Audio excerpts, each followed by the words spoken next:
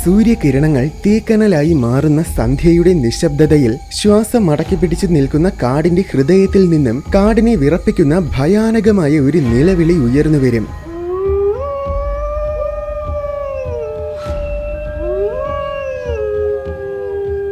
അതൊരു ചെന്നായയുടെ അലർച്ചയാണ്.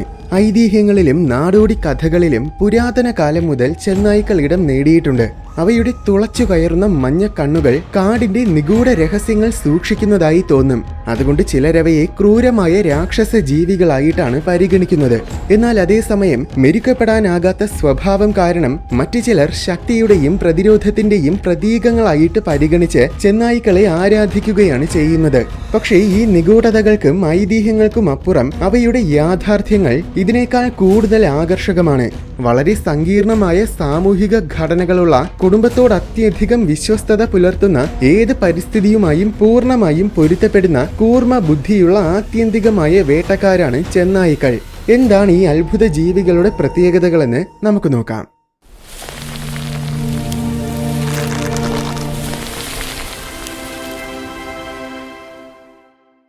നായകളെ പോലെയുള്ള കാർണിവോറസ് മാമൽസിന്റെ ഒരു കുടുംബമാണ് കാനിഡൈ. ഈ കുടുംബത്തിനെ 3ആയിട്ട് വിഭജിച്ചിട്ടുണ്ട്: കാനൈനെ, ബോറോഫാഗിനെ, ഹെസ്പെറോസിയോണിനെ. ഇവയെല്ലാം പല കോടി വർഷങ്ങളായിട്ട് ഭൂമിയിൽ ഉണ്ടായിരുന്നു. പക്ഷേ ഇതിൽ കാനൈനെ കുടുംബം മാത്രമേ ഇന്ന് നിലനിൽക്കുന്നുള്ളൂ. ബാക്കി രണ്ടിനും വംശനാശം സംഭവിച്ചു. ഇന്നത്തെ ഡോഗ്സ്, ജാക്കാൽസ്, ഫോക്സസ്, ഡിങ്കോസ് അങ്ങനെ നായകളെ പോലെയുള്ള എല്ലാ കാർണിവോറസ് മാമൽസും ഈ ഒരൊറ്റ കുടുംബത്തിലെ അംഗങ്ങളാണ്. അതുപോലെ മറ്റൊരംഗമാണ് വൂൾഫ്സ്, അതായത് ചെന്നായകൾ. ഏകദേശം 10 ലക്ഷം വർഷങ്ങൾക്ക് മുന്നേ യൂറേഷ്യയിലായിരിക്കും ആദ്യമായി വൂൾഫ്സ് പരിണമിച്ചതെന്നാണ് കരുതപ്പെടുന്നത്. പണ്ട് ചെന്നായികൾ വൈവിധ്യമായ രീതിയിൽ പരിണമിച്ചിരുന്നു. എന്നാൽ ഇപ്പോൾ പ്രധാനമായും ആകെ 2 തരം വൂൾഫ്സ് മാത്രമേയുള്ളൂ: ഗ്രേ വൂൾഫും റെഡ് വൂൾഫും. പക്ഷേ ഗ്രേ വൂൾഫിന് 38ഓളം ഉപവിഭാഗങ്ങളുണ്ട്. ആവാസ വ്യവസ്ഥകൾക്കനുസരിച്ച് വലിപ്പത്തിൽ മാറ്റങ്ങൾ ഉണ്ടെന്നല്ലാതെ എല്ലാ ഉപവിഭാഗങ്ങളുടെയും സ്വഭാവങ്ങളും രീതികളും പ്രത്യേകതകളും ഏകദേശം ഒരുപോലെയാണ്. മാക്കിൻസി വൂൾഫാണ് ലോകത്തിലെ ഏറ്റവും വലിയ ചെന്നായ വർഗം. നോർത്ത് അമേരിക്കയുടെ നോർത്ത് വെസ്റ്റേൺ ഭാഗങ്ങളിലാണ് ഇവ ജീവിക്കുന്നത്. മെയിൽ മാക്കിൻസി വൂൾഫ്സിന് 7 അടിയോളം വരെ നീളവും 80 കിലോഗ്രാം വരെ ഭാരവും 1 മീറ്ററിൽ കൂടുതൽ ഉയരവും വയ്ക്കാൻ കഴിയും. അറേബ്യൻ പെനിൻസുലയിൽ ജീവിക്കുന്ന അറേബ്യൻ വൂൾഫ്സ് എന്ന വർഗമാണ് ഏറ്റവും ചെറിയ വൂൾഫ് വർഗം. ഇവയ്ക്ക് ശരാശരി വെറും 20 കിലോഗ്രാം ഭാരവും 1/2 മീറ്ററോളം ഉയരവും മാത്രമേ ഉണ്ടായിരിക്കൂ. ഈ 2 വർഗങ്ങൾക്കുമിടയിൽ പല വലിപ്പത്തിലും ഭാരത്തിലുമുള്ള നിരവധി ഗ്രേ വൂൾഫുകളുണ്ട്. നോർത്ത് അമേരിക്കയിലും യൂറോപ്പിലും ഏഷ്യയിലുമാണ് വൂൾഫ്സ് ജീവിക്കുന്നത്. പ്രധാനമായും നോർത്തേൺ ഭാഗങ്ങളിലായിരിക്കും ഇവയെ കൂടുതലും കാണപ്പെടുന്നത്. അന്റാർട്ടിക്കയിലും ഓസ്ട്രേലിയയിലും സൗത്ത് അമേരിക്കയിലും ഒരു തരത്തിലുമുള്ള ചെന്നായ്ക്കളുമില്ല. സൗത്ത് അമേരിക്കയിൽ മെയിൻഡ് വൂൾഫ് എന്നൊരു കാനൈൻ ഉണ്ട്. പക്ഷെ അതിനെ ശരിക്കുമുള്ള വൂൾഫിന്റെ ഗണത്തിൽ കൂട്ടിയിട്ടില്ല. വൂൾഫ്സിനെ പോലെയുള്ള കാനൈൻസ് ആയിട്ട് മാത്രമാണ് അവയെ പരിഗണിച്ചിരിക്കുന്നത്. അതുപോലെ ആഫ്രിക്കയിലും 2 കാനൈൻസ് ഉണ്ട്: ആഫ്രിക്കൻ ഗോൾഡൻ വൂൾഫും പിന്നെ എത്യോപ്യൻ വൂൾഫും. ആഫ്രിക്കൻ സവാനകളെ ഭരിക്കാൻ ഹൈയനകളും സിംഹങ്ങളും വൈൽഡ് ഡോഗ്സും ഒക്കെയുണ്ട്. അതിനിടയിൽ വൂൾഫ്സിനെ അതിജീവിക്കാൻ തീർച്ചയായും പ്രയാസമായിരിക്കും. അതുകൊണ്ട് തന്നെ ആഫ്രിക്കയുടെ നോർത്തേൺ ഭാഗങ്ങളിൽ ആകെ അപൂർവം ചില ഇടങ്ങളിൽ മാത്രമാണ് ഇവ ജീവിക്കുന്നത്. പക്ഷെ ഇവ ശരിക്കും വൂൾഫ്സ് ആണോ അതോ ജാക്കാൽസ് ആണോ എന്ന തർക്കം ഇതുവരെ തീർന്നിട്ടില്ല. ഇനി 2ാമത്തെ വർഗമായ റെഡ് വൂൾഫുകൾ ആകെ നോർത്ത് അമേരിക്കയിലെ കാലിഫോർണിയയിൽ മാത്രമേയുള്ളൂ. ഇവയ്ക്ക് വേറെ ഉപവിഭാഗങ്ങളൊന്നും തന്നെയില്ല. ഏറ്റവും വലിയ ഗ്രേ വൂൾഫ് വർഗങ്ങളെക്കാൾ ചെറുതാണ് റെഡ് വൂൾഫുകൾ. ഇവയ്ക്ക് 1.5 മീറ്ററിൽ കൂടുതൽ നീളവും 1/2 മീറ്ററിൽ കൂടുതൽ ഉയരവും ഏകദേശം 40 കിലോഗ്രാമോളം വരെ ഭാരവും ഉണ്ടായിരിക്കും. വൂൾഫ്സിന് 2 ലെയർ രോമമുണ്ട്. ഏറ്റവും മുകളിൽ കാണുന്ന നീളമുള്ള രോമമാണ് 1ാമത്തെ ലെയർ. ഗോഡ് ഹെയർസ് എന്നാണ് ഇതിനെ പറയുന്നത്. വെള്ളത്തിനെയും മഞ്ഞിനെയും ഈ രോമങ്ങൾ പരമാവധി റിപ്പൽ ചെയ്യും. അപ്പോൾ മഞ്ഞും വെള്ളവും ഒന്നും അധികമായിട്ട് ഇതിന്റെ ശരീരത്തിൽ പറ്റിയിരിക്കില്ല. വൂൾഫിന് നിറം നൽകുന്നതും ഈ ഗോഡ് ഹെയർസ് ആണ്. പൊതുവെ ഗ്രേ നിറമാണെങ്കിലും ബ്രൗൺ, റെഡ്, ബ്ലാക്ക്, വൈറ്റ് എന്നീ നിറങ്ങളിലും വൂൾഫ്സിനെ കാണപ്പെടാറുണ്ട്. ഗോഡ് ഹെയർസിനടിയിൽ അണ്ടർകോട്ട് എന്ന 2ാമത്തെ ലെയർ രോമമുണ്ട്. ഇത് വളരെ കട്ടി കൂടിയ ലെയറാണ്. ചൂട് തങ്ങി നിർത്തുന്ന ഇൻസുലേഷൻ പോലെയാണ് ഇത് പ്രവർത്തിക്കുന്നത്. അതികഠിനമായ തണുപ്പ് തരണം ചെയ്യാൻ വൂൾഫ്സിനെ സഹായിക്കുന്നത് ഈ ലെയറാണ്. ഇത് കാരണം -40°C താപനിലയിൽ വരെ വൂൾഫ്സിന് ജീവിക്കാൻ കഴിയും. അതായത് ആർട്ടിക് പ്രദേശങ്ങളിലെ ശീതകാലം പോലും ചെന്നായ്ക്കൾക്കൊരു വലിയ പ്രശ്നമല്ല. ഇവയുടെ മണം പിടിക്കാനുള്ള കഴിവും ഗംഭീരമാണ്. മനുഷ്യന്റെ 100 മടങ്ങ് ശക്തമാണ് വൂൾഫ്സിന്റെ മണം പിടിക്കുന്ന ശക്തി. പല കിലോമീറ്ററുകൾക്കകലെയുള്ള ജീവികളെ വരെ ഇതിലൂടെ അവർക്ക് കണ്ടുപിടിക്കാൻ കഴിയും. പക്ഷേ വൂൾഫ്സിന്റെ കസിൻസ് ആയ ചില നായകൾക്ക് വൂൾഫ്സിന്റെ 10 മടങ്ങ് മണം പിടിക്കാനുള്ള കഴിവുണ്ട്. എന്ന് കരുതി നായകൾക്ക് വൂൾഫ്സിനെ പോലെ വനത്തിൽ അതിജീവിക്കാനൊന്നും കഴിയില്ല. കാരണം വനത്തിൽ അതിജീവിക്കാൻ മണം പിടിക്കാനുള്ള ശക്തി മാത്രം പോരാ. അത് മാത്രമല്ല, ചില നായകൾക്ക് ഇത്രയും മണം പിടിക്കാനുള്ള കഴിവ് യഥാർത്ഥത്തിൽ കൃത്യമായ ക്രോസ് ബ്രീഡിങ്ങിലൂടെ മനുഷ്യൻ രൂപപ്പെടുത്തി എടുത്തതാണ്, അല്ലാതെ സ്വാഭാവികമായ പരിണാമത്തിലൂടെ ലഭിച്ചതല്ല. മറ്റൊരു കാര്യം, ഇന്നത്തെ നായകളെല്ലാം തന്നെ 10,000 വർഷങ്ങൾക്ക് മുന്നേ ഗ്രേ വൂൾഫിൽ നിന്നുമാണ് പരിണമിച്ചത്. അപ്പോൾ വൂൾഫ്സിന്റെ ഒരു മിനി വെർഷനാണ് നമ്മുടെ വീടുകളിൽ നമ്മൾ വളർത്തുന്നത്. വൂൾഫ്സിന്റെ മറ്റൊരു വലിയ പ്രത്യേകത എന്നത് അവയുടെ കേൾവി ശക്തിയാണ്. തുറസായ സ്ഥലത്തിലാണെങ്കിൽ 16 കിലോമീറ്ററുകൾക്കകലെയുള്ള ശബ്ദം പോലും ചെന്നായകൾക്ക് കേൾക്കാൻ കഴിയും. അത് പക്ഷേ ചെറിയ ശബ്ദമൊന്നുമല്ല, വലിയ ശബ്ദമായിരിക്കണം. അതായത് ഒരു ജീവി ഉറക്കെ വിളിക്കുന്നതോ അല്ലെങ്കിൽ അതിന് സമാനമോ ആയ വലിയ ശബ്ദങ്ങൾ. വലിയ വൂൾഫ്സിന് 700 മുതൽ ഏകദേശം 1200 PSIയോളം ബൈറ്റ് ഫോഴ്സ് ഉണ്ടെന്നാണ് പറയപ്പെടുന്നത്. പക്ഷേ ഇത് എത്രത്തോളം കൃത്യമായ കണക്കാണെന്ന് അറിയില്ല. കാരണം അത് വെരിഫൈ ചെയ്യാൻ കഴിയുന്ന കൃത്യമായ ഒഫീഷ്യൽ റെക്കോർഡ്സ് ഒന്നും എനിക്ക് കണ്ടെത്താൻ സാധിച്ചില്ല. എന്നിരുന്നാലും അത് ശരിയായിരിക്കാനാണ് സാധ്യത. എന്തെന്നാൽ 700 PSIക്ക് മുകളിൽ കടിശക്തിയുള്ള നായകളുണ്ട്. അതുമായിട്ട് താരതമ്യം ചെയ്യുമ്പോൾ ഒരുപക്ഷെ വൂൾഫ്സിന് ഇത്രയും ബൈറ്റ് ഫോഴ്സ് ഉണ്ടായിരിക്കാം. എന്തായാലും 700 PSI എന്ന് പറയുമ്പോൾ ഒരു കാര്യം ഓർക്കുക, അത് സിംഹങ്ങളെക്കാൾ കൂടുതൽ കടിശക്തിയാണ്. കാരണം സിംഹങ്ങളുടെ ബൈറ്റ് ഫോഴ്സ് വെറും 650 PSI ആണ് എന്നാണ് പലരും ഇപ്പോഴും കരുതുന്നത്. ചിലരെന്നോട് അങ്ങനെ പറഞ്ഞ് തർക്കിക്കുകയും ചെയ്തിട്ടുണ്ട്. പക്ഷേ 650 PSI എന്ന കണക്ക് യഥാർത്ഥത്തിൽ പൂർണ്ണ വളർച്ച എത്തിയിട്ടില്ലാത്ത ഒരു സിംഹത്തിന്റെ ബൈറ്റ് ഫോഴ്സ് ആയിരുന്നു. സിംഹത്തിന്റെ ശരിക്കുമുള്ള ബൈറ്റ് ഫോഴ്സ് ഏതാണ്ട് 1000 PSI ആണ്. നാറ്റ് ജിയോ, ഡിസ്കവറി പോലെയുള്ള ഓർഗനൈസേഷൻസ് ഒക്കെ പലതവണ ഇത് പറഞ്ഞിട്ടുമുണ്ട്. ചെന്നായകൾ ഒറ്റയ്ക്ക് ജീവിക്കുന്ന മൃഗങ്ങളല്ല, അവ വളരെ സോഷ്യൽ അനിമൽസ് ആണ്. അവയ്ക്ക് സങ്കീർണമായ സാമൂഹിക ഘടനകളുമുണ്ട്. അതുകൊണ്ട് തന്നെ അവ എപ്പോഴും ഒരു കൂട്ടമായിട്ടാണ് ജീവിക്കുന്നത്. പാക്ക് എന്നാണ് വൂൾഫ്സിന്റെ ഒരു കൂട്ടത്തിനെ പറയുന്നത്. ഒരു പാക്കിൽ സാധാരണ 2 മുതൽ 15 ചെന്നായ്ക്കൾ ഉണ്ടായിരിക്കും. പക്ഷെ ചില സാഹചര്യങ്ങളിൽ കൂടുതൽ അംഗങ്ങളും ഉണ്ടായിരിക്കാം. വലിയ ഇരകളെ പിടിക്കാൻ കൂടുതൽ വൂൾഫ്സ് ആവശ്യമാണ്. അത്തരം ഇരകളുള്ള സ്ഥലങ്ങളിൽ വൂൾഫ് പാക്കുകളിൽ കൂടുതൽ അംഗങ്ങൾ ഉണ്ടായിരിക്കും. നേരെ മറിച്ച് ചിലയിടങ്ങളിൽ മുയലുകളും കുഞ്ഞു മാനുകളും ഒക്കെ ആയിരിക്കും ഉള്ളത്. അവയെ പിടിക്കാൻ ചെറിയ പാക്ക് തന്നെ ധാരാളമാണ്. ഇതിനു പുറമെ ആഹാരത്തിന്റെ ലഭ്യത, പ്രദേശത്തിന്റെ വലിപ്പം, അവിടെയുള്ള മറ്റ് വലിയ പ്രഡറ്റേഴ്സ്, അങ്ങനെ പല പല ഘടകങ്ങളുടെ അടിസ്ഥാനത്തിൽ പാക്കിലെ അംഗങ്ങളുടെ സംഖ്യ കൂടുകയും കുറയുകയും ചെയ്യും. ഇതുവരെ രേഖപ്പെടുത്തിയിട്ടുള്ളതിൽ വെച്ച് ഏറ്റവും വലിയ പാക്ക് യുഎസിലെ യെല്ലോ സ്റ്റോണിൽ ഉണ്ടായിരുന്ന ഡ്രൂയിഡ് പീക്ക് എന്ന് പേര് നൽകിയിരിക്കുന്ന ഒരു പാക്ക് ആയിരുന്നു. അതിൽ 37 വൂൾഫ്സ് ഉണ്ടായിരുന്നു. ഗിന്നസ് വേൾഡ് റെക്കോർഡ് നോക്കിക്കഴിഞ്ഞാൽ സൈബീരിയയിൽ കണ്ട 400 ചെന്നായ്ക്കൾ അടങ്ങിയ ഒരു പാക്കാണ് റെക്കോർഡ് സ്ഥാപിച്ചിരിക്കുന്നത്. സൂപ്പർ പാക്ക് എന്നാണ് ഇതിന് നൽകിയിരിക്കുന്ന പേര്. പക്ഷേ യഥാർത്ഥത്തിൽ ആധികാരികമായ യാതൊരു തെളിവും തന്നെ ഇതിന്റെ പിന്നിലില്ല. ഇത് ശരിയായിരിക്കാനുള്ള സാധ്യതയും തീരെ കുറവാണ്. അതിന്റെ കാരണം എന്താണെന്ന് വൂൾഫ് പാക്കിനെ കുറിച്ച് കൂടുതൽ അറിയുമ്പോൾ നിങ്ങൾക്ക് മനസ്സിലാകും. എന്തായാലും ഒരു വൂൾഫ് പാക്ക് എന്നത് അടിസ്ഥാനപരമായി ഒരു കുടുംബമാണ്. ബ്രീഡ് ചെയ്യുന്ന ഒരു ആൽഫ മെയിലും ആൽഫ ഫീമെയിലും ഉണ്ടായിരിക്കും. ഇവരാണ് പാക്കിന്റെ ലീഡേഴ്സ്. ബാക്കിയുള്ളവരൊക്കെ സാധാരണ അവരുടെ പല പല പ്രായത്തിലുള്ള കുട്ടികളായിരിക്കും. അതായത് താരതമ്യേന പറഞ്ഞാൽ മനുഷ്യരുടെ ഒരു കുടുംബം പോലെ. പാക്കിലെ ഓരോ വൂൾഫിനും അവയുടേതായ വ്യക്തിത്വമുണ്ട്. ഹൈനകളുടെ ക്ലാനിലെ ലീഡർ ശരിക്കും ഒരു രാജ്ഞിയെ പോലെയാണ്. കീഴിലുള്ളവരെയൊക്കെ ഏതാണ്ട് അടിമകളെ പോലെയാണ് കണക്കാക്കുന്നത്. എന്നാൽ വൂൾഫ് പാക്കിലെ ആൽഫകൾ അർദ്ധവശാൽ വെറും ലീഡേഴ്സ് മാത്രമാണ്. കീഴിലുള്ളവരോട് അധികാരം പ്രകടിപ്പിക്കുമെങ്കിലും പാക്കിലെ എല്ലാ മെമ്പേഴ്സിനും പ്രാധാന്യം കൊടുക്കും. എല്ലാ വൂൾഫ്സും തമ്മിൽ വളരെ ശക്തമായ ബന്ധവും ഉണ്ടായിരിക്കും. ആഹാരം കഴിക്കുന്നിടത്ത് പൊതുവെ അടിപിടി ഉണ്ടാകാറില്ല. ആദ്യം ഒരാൾ, പിന്നെ മറ്റൊരാൾ, അങ്ങനെ ഒരു കൃത്യമായ ഓർഡർ ഒന്നും ഉണ്ടായിരിക്കില്ല. പക്ഷേ അതിജീവനം ഉറപ്പുവരുത്താൻ വേണ്ടി കുട്ടികൾക്ക് സാധാരണ മുൻഗണന കൊടുക്കാറുണ്ട്. പാക്കിലെ ഒരു മെമ്പറും ആരുടെയും അടിമയായിരിക്കില്ല. എല്ലാ വൂൾഫ്സും തമ്മിൽ മത്സരത്തിന് പകരം സഹകരണമായിരിക്കും ഉള്ളത്. അത് തന്നെയാണ് വൂൾഫ് പാക്കുകളുടെ വിജയത്തിന് കാരണവും.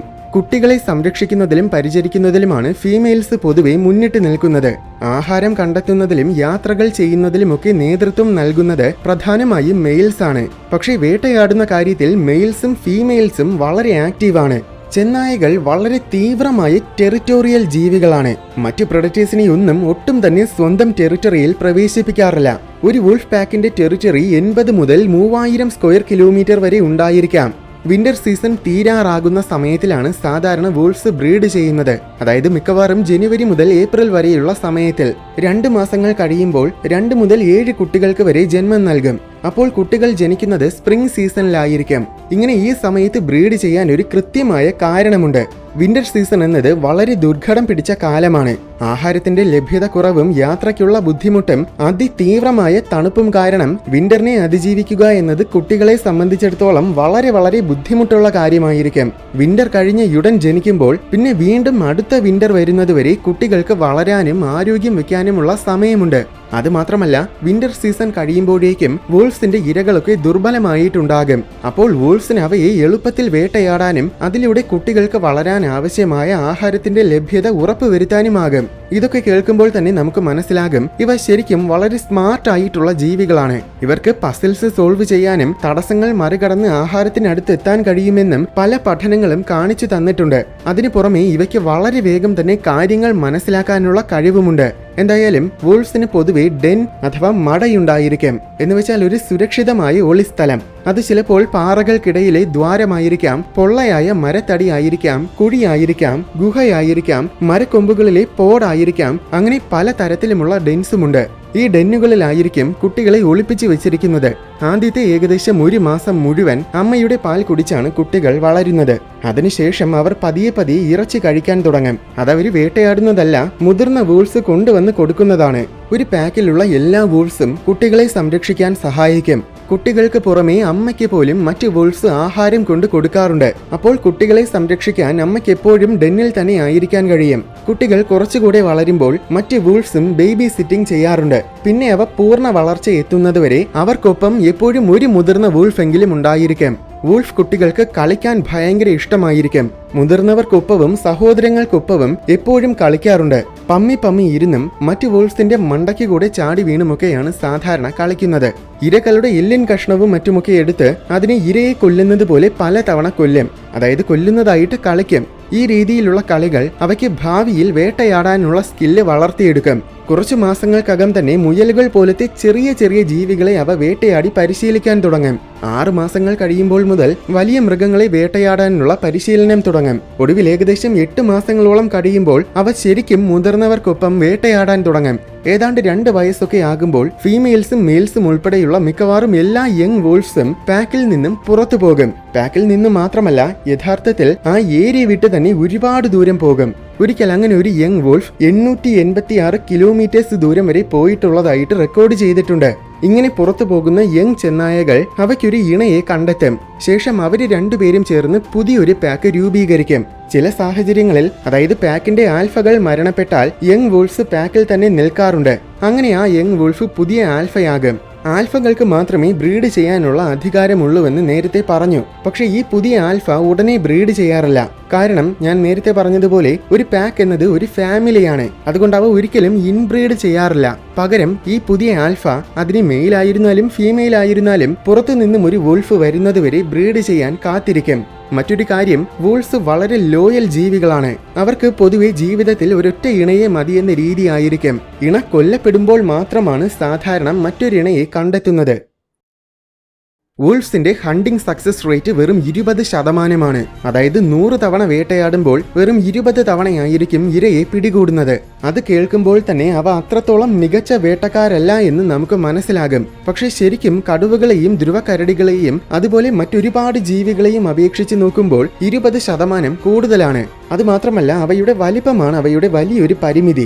അതുകൊണ്ട് വളരെ ബുദ്ധിപരമായി പ്ലാനിങ്ങോടെയാണ് വൂൾസ് വേട്ടയാടുന്നത്. ടീം വർക്കാണ് അവയുടെ പ്രധാന ആയുധം. ഏറ്റവും റിസ്ക് കുറഞ്ഞ ജീവികളെയാണ് അവ ലക്ഷ്യമിടുന്നത്. അത് മിക്കവാറും മുറിവുകളോ അസുഖങ്ങളോ ബാധിച്ച് ദുർബലമായ ഇരയായിരിക്കും. മണിക്കൂറുകൾ മുതൽ പല ദിവസങ്ങളോളം വരെ സമയമെടുത്തിട്ടായിരിക്കും വൂൾസ് ഇരകളെ തേടി കണ്ടുപിടിക്കുന്നത്. അങ്ങനെ തേടുന്നതിനിടയിൽ ചിലപ്പോൾ ഒരുപാട് കിലോമീറ്ററുകൾ സഞ്ചരിക്കുകയും ചെയ്യും. അവയുടെ ശക്തമായ മണം പിടിക്കാനുള്ള കഴിവും കൂർമ്മമായ കേൾവി ശക്തിയുമൊക്കെയാണ് അതിനവയെ സഹായിക്കുന്നത്.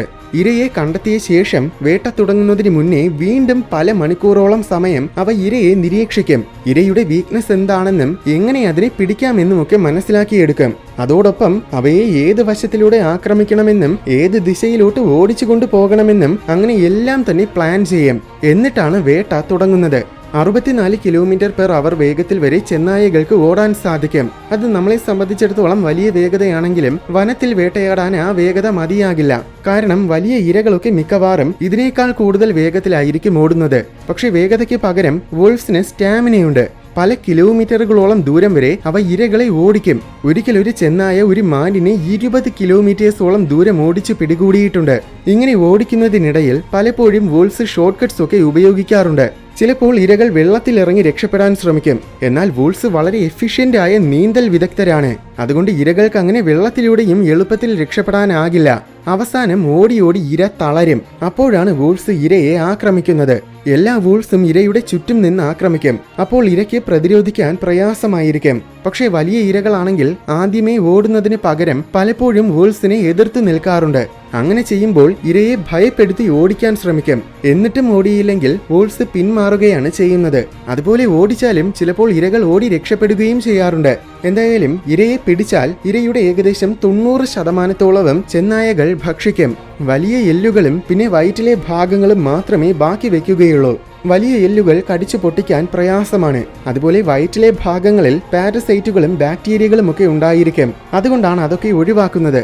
വേട്ടയാടുന്നതിന് പുറമെ ആവശ്യമാണെങ്കിൽ വോൾഫ്സ് സ്കാവെഞ്ചിങ്ങും ചെയ്യാറുണ്ട്.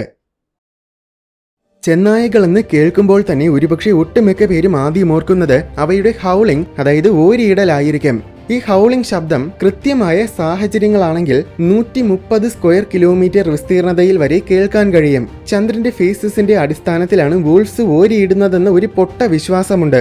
അതുപോലെ പട്ടികൾ നമുക്ക് കാണാൻ പറ്റാത്ത എന്തോ കാണുന്നത് കൊണ്ടാണ് ഓരിയിടുന്നതെന്നും പലരും ഇന്നും വിശ്വസിക്കുന്നുണ്ട്. പക്ഷെ അത് ശുദ്ധ വിവരക്കേടാണ്. യഥാർത്ഥത്തിൽ വോൾഫ്സും നായകളുമൊക്കെ ഓരിയിടുന്നത് ശരിക്കും കമ്മ്യൂണിക്കേഷൻ നടത്താൻ വേണ്ടിയിട്ടാണ്. അതായത് മറ്റു പട്ടികളുമായിട്ട് സംസാരിക്കാനും ഒരുപാട് അകലെ മറ്റെന്തെങ്കിലും ജീവിയുടെ ശബ്ദം കേട്ടാൽ ഇത് എന്റെ ടെറിട്ടറി ആണെന്ന് പറഞ്ഞ് ഭീഷണിപ്പെടുത്താനും പിന്നെ ശ്രദ്ധ പിടിച്ചു പറ്റാനും അങ്ങനെ പല പല രീതിയിലുമുള്ള കമ്മ്യൂണിക്കേഷൻസിന്റെ ഭാഗമായിട്ടാണ് നായകൾ ഓരിയിടുന്നത്.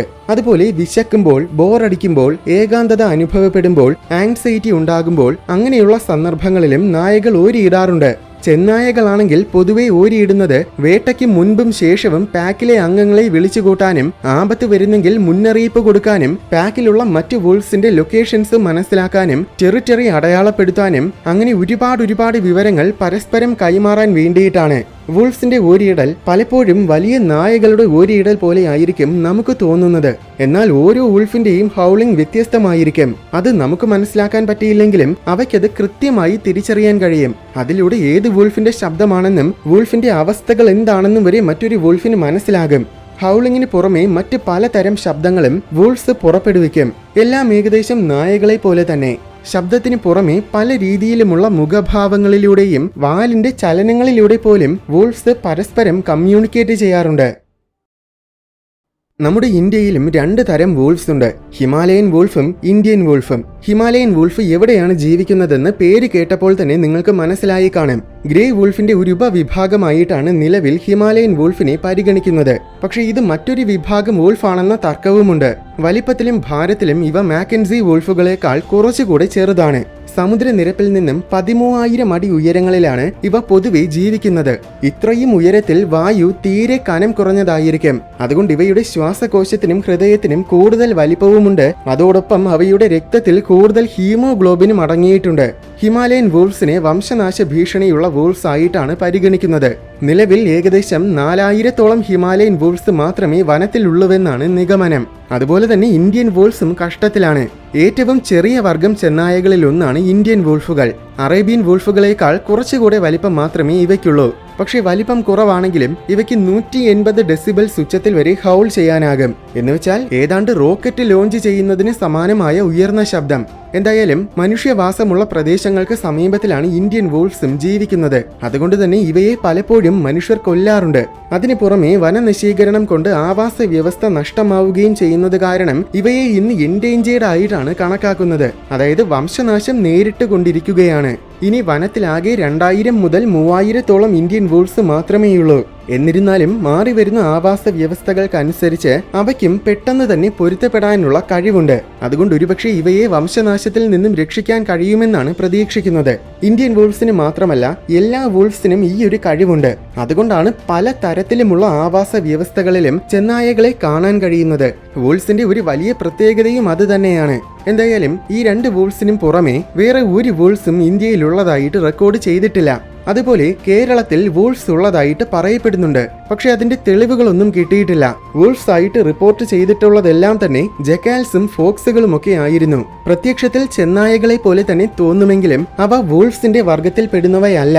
എന്തായാലും ഏറ്റവും കൂടുതൽ അപകടത്തിലായിരിക്കുന്നത് റെഡ് വൂൾഫുകളാണ്. 2024 ഫെബ്രുവരിയിലെ കണക്ക് പ്രകാരം ആകെ 20 മുതൽ 22 റെഡ് വൂൾഫുകൾ മാത്രമേ ഇനി വനത്തിലുള്ളൂ. പണ്ട് നോർത്ത് അമേരിക്കയിൽ, പ്രത്യേകിച്ച് US-ൽ മുഴുവൻ വ്യാപിച്ചിരുന്ന ഒന്നായിരുന്നു റെഡ് വൂൾഫുകൾ. എന്നാൽ 20-ാം നൂറ്റാണ്ടിൽ ഇവയ്ക്ക് വേണ്ടി നടത്തിയ തീവ്രമായ വേട്ടയാടലും പിന്നെ വനനശീകരണവുമാണ് ഇവയെ ഇന്നീ നിലയിൽ എത്തിച്ചത്. മറ്റൊരു കാര്യം, പല സിനിമകളിലും ഡയർ വൂൾഫ് എന്നൊരു തരം ചെന്നായയെ കാണിക്കാറുണ്ട്. അങ്ങനൊരു ചെന്നായ ശരിക്കും ഇന്ന് നിലനിൽക്കുന്നവയല്ല. കാരണം 10,000 വർഷങ്ങൾക്ക് മുൻപ് തന്നെ ഡയർ വൂൾഫുകൾക്ക് വംശനാശം സംഭവിച്ചുപോയി. ആവാസ വ്യവസ്ഥകളുടെ നിലനിൽപ്പിനു പിന്നിൽ വളരെ പ്രധാനപ്പെട്ട പങ്ക് വഹിക്കുന്ന ജീവികളാണ് ചെന്നായകൾ. കീസ്റ്റോൺ സ്പീഷീസ് എന്നാണ് ഇവയെ പറയുന്നത് പോലും. എന്നുവെച്ചാൽ ആവാസ വ്യവസ്ഥയുടെ ആണിക്കല്ലായ ജീവിവർഗം. ഇവ അപെക്സ് പ്രെഡറ്റേഴ്സ് ആയതിനാൽ ഡിയർ, എൽക്ക്, മൂസ് ഇങ്ങനെയുള്ള പലതരം സസ്യഭുക്കുകളുടെയും പോപ്പുലേഷൻ നിയന്ത്രിക്കാൻ സഹായമാകുന്നത് വൂൾഫ്സ് ആണ്. വൂൾഫ്സിന്റെ സാന്നിധ്യമില്ലെങ്കിൽ ഈ സസ്യഭുക്കുകളൊക്കെ ക്രമാതീതമായി വർദ്ധിക്കും. അങ്ങനെ സംഭവിച്ചാൽ പിന്നെ സസ്യജാലങ്ങൾ പെട്ടെന്ന് തന്നെ നശിക്കും. അനന്തരഫലമായി ആഹാര ശൃംഖല മുഴുവൻ തകരും. അതിനു പുറമെ അവ പിടിക്കുന്ന ഇരയെ പൂർണ്ണമായും കഴിക്കാറില്ല. അപ്പോൾ അതിലൂടെ മറ്റ് സ്കാവഞ്ചർ ജീവികൾക്കും ആഹാരം കിട്ടുകയാണ്. അസുഖങ്ങൾ ബാധിച്ച ഇരകളെ കൂടുതൽ ലക്ഷ്യമിടുന്നതിലൂടെ സസ്യഭുക്കുകൾക്കിടയിൽ അസുഖങ്ങൾ പരത്താതിരിക്കാനും ചെന്നായകൾ സഹായിക്കുകയാണ്. ഇങ്ങനെ വൂൾഫ്സ് കാരണം അവ ജീവിക്കുന്ന ആവാസ വ്യവസ്ഥയ്ക്ക് മുഴുവൻ നേട്ടമാണ്.